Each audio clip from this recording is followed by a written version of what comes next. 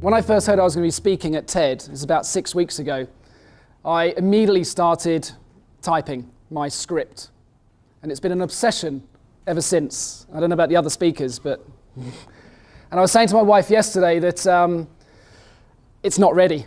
It just doesn't feel right. You know, something doesn't feel right. She said, oh, don't worry, it'll be fine. You know, this was yesterday, right? There's people in this room thinking, that's not what we rehearsed on Wednesday. And I said, you don't get it. This is TED. If this goes viral, it's career defining. I'll be the next Simon Sinek, you know? And then I realized that I'd completely missed the point. That I'd forgotten my purpose in this. And so I'm going to flip the script. I woke up, I was on my bike this morning, I'm going to talk about something different. And I think we are losing our purpose in society. You know, purpose is about meaning in our life. It's about staying engaged and, you know, when things are tough. And it's about connection. And I'd lost that connection with you. It had become about me and not you. Yeah? So I'm going to talk about that for a bit. I think whether you are an athlete or a teacher or a parent or running a business, we cannot operate at our full potential without purpose. Now, I was sharing this about 6 years ago in Canary Wharf with a group of traders. Now, I just want you to picture the room. It's 2009, and they're just starting their career in trading in the city. Okay, so the crisis just hit, and I'm in there and I'm talking about purpose, right? And to be fair to them, they were getting into it, they started to get the idea, but there was this chap in the corner of my eye throughout the whole session, and he was just heckling me throughout the day. Just wasn't getting it. In his words, this is fluffy bollocks. And this continued. Anyway, in the afternoon, he said to me, he said, Andrew, you've been talking about purpose all day. You've been talking about asking us why we do what we do, what gets us out of bed every day. He said, what do you do? What gets you out of bed? You know, why do you do what you do? What's your purpose? Which is a fair question to ask the person who's talking about purpose, right? And I knew the answer because I'd reflected on it in the past. And I said to him, do you remember the Rocky films? Do you remember the Rocky films? Yeah. Rocky 5, Tommy Gunn. I said, that's the worst. I said, I remember that film. I remember watching it. It was a Sunday night. It was 1993, March 21st. I remember watching that film. And Sundays in my house are pretty standard. I would have been out all day playing street hockey. I'd have been at Safeway's car park in Tunbridge Wells. I still call it Safeway's. I'd been playing all day. I'd come home, had a roast dinner with my family, and we'd have watched sport. It'd have been cricket, football, golf, or snooker. One of those four, depending on the time of year. And this night I was watching. My dad loved sport. He was a baker. My granddad was a baker, and I always expected the business to be mine. But when I was 11, my dad sold the business. He sold it. So that was kind of the end of that. I still feel like a baker, but he started, to be fair to him, made a lot of money. He moved into construction, and we had this wonderful. He made big houses in Tunbridge Wells. We had this wonderful big house, and we had the fancy holidays to Porto Benito, all that kind of Marbella, all that nice stuff. We had this wonderful E-Type Jag, blue E-Type Jag that used to sit on the drive. But as quickly as he made all his money, he lost a lot. It was the mid-'80s, and that's what happened in construction. Lost it, and our lives changed like that. And on this Sunday night, he came to the door, and I was watching this film, and he said to me, I'm going to bed. Come and give your dad a hug. And I said, no, you've had a drink. He said, come and give me a hug. I said, no. And he went to bed. I didn't. And he went to bed, and that was the last time I saw him. He died of a heart attack, age 48. And I looked at this guy, and I said, do you know that 20% of people die in the early hours of a Monday morning, brought on by the stress, and anxiety and fear of facing work the next day. I said, I don't want that to happen to you or anybody. That's why I do what I do. That shut him up.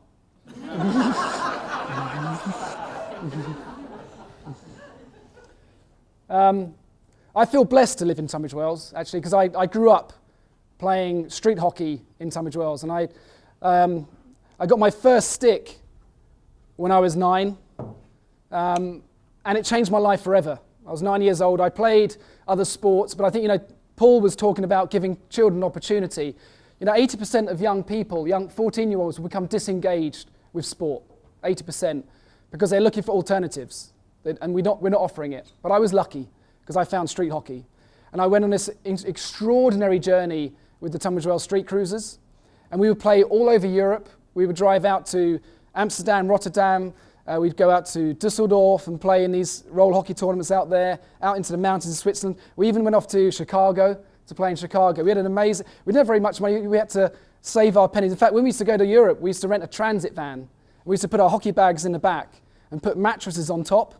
So we'd go out, and that would be our accommodation for the weekend.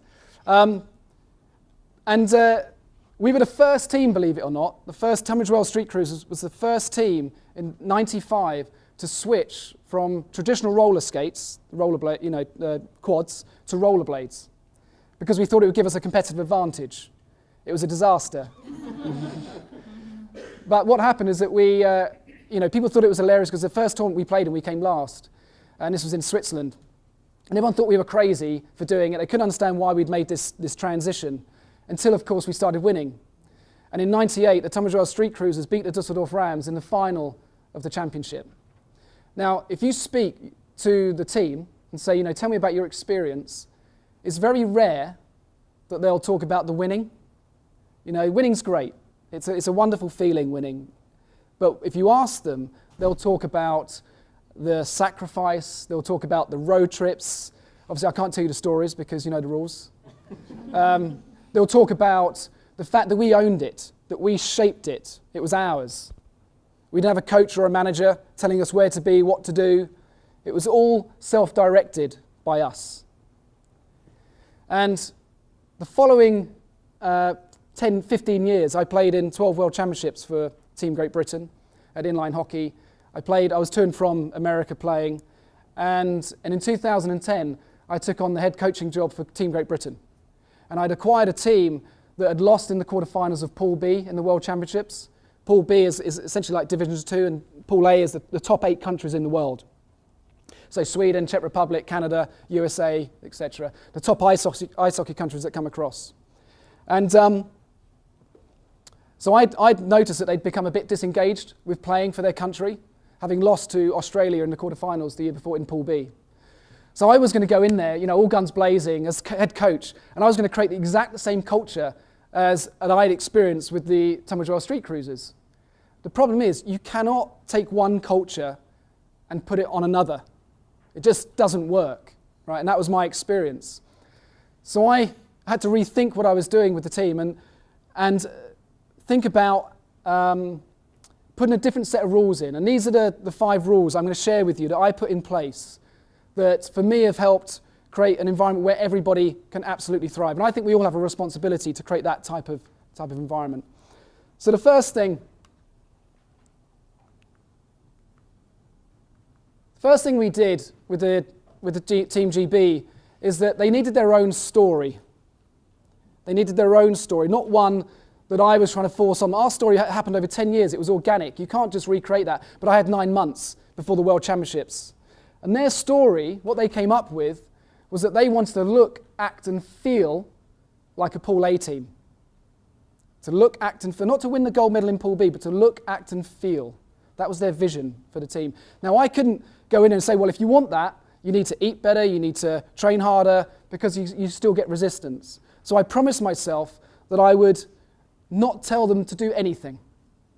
And I would just ask them. If that's what you want to achieve, I would just ask them the questions. There were some things I had to put in place around strategy and how we play the game, but I wanted them to come forward with everything, for them to thrive and really own it, like we had. The other thing is, I wanted to create leaders in the team, in Team Great Britain. I didn't want to follow. Followers are good for the ego. They're not good for business, right? They're not good for sustaining change. They're not good for creating a high performance culture. So I wanted to create leaders, and that's my captains. I always say to you, you need your captains, you need your assistant captains out there. You need people who can influence change. And we needed change. The other thing is, I promised that we would embrace failure. Absolutely embrace it, because what I could see was a group of players who were paralyzed by the fear of failure, and it was preventing them from playing at their full potential. So we said we'll embrace it. Embrace the unknown. When the Street Cruiser switched to rollerblades, it was a failure. But we came back stronger and we ended up winning. And when you take a risk, it's going to go one of two ways, isn't it? It's going to be a really good experience and you learn from it, or it might be a not so great experience and you learn from it, right? So either way, it's a bonus. The other thing is, if you can do all of that, then we could hold each other accountable. We could look each other in the eye and feel absolutely trusted that we would do what we said we would do. Now, the problems that I'm seeing, which is driving disengagement, is that I see it in education, I see it in businesses, is that we are focused on that, holding people accountable. Businesses are getting better, and the reason why they're getting better is because they realize that if you engage people, if you help them find their purpose, it means they're more productive, they will be more engaged, and that means more profit. Organizations like that. In sports, we're seeing athletes as a commodity, which is driving personal greed and corporate greed and corruption, as we've seen recently with FIFA, because we're just focused on performance. In schools, we're seeing academic robots on a conveyor belt to something they don't know where they're going, because that's what they're being told what to do, because they're being held accountable. What's this one? That's a D grade. Send it back. Yeah, the system is not working.